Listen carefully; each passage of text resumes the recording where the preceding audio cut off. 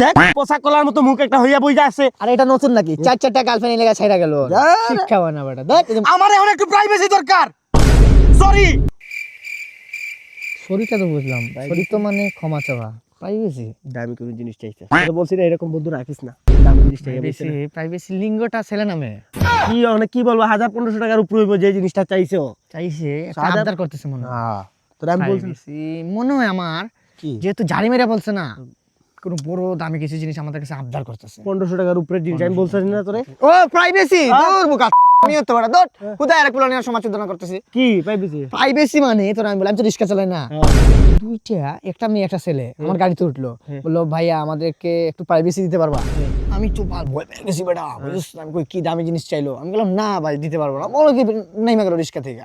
তার মানে বুঝতাছিস তুই? মানে তুই বুঝতেছিস কিছু হ্যাঁ রিস্কার কিছু জিনিস আমার কাছে লাগে চাক্কা। আমি কই যেহেতু প্রাইভেসি বলছে আমার মনে হয় বিয়ারিং। বিয়ারিং? তোর বিয়ারিং লাগবো, সন্ধ্যা পরে গেলে দিয়ে আইস ভরপুর দিয়া দিমুনে যা। আল্লাহ খালি রাগ করে। আরে বিয়ারিং এর জন্য জারি দিল।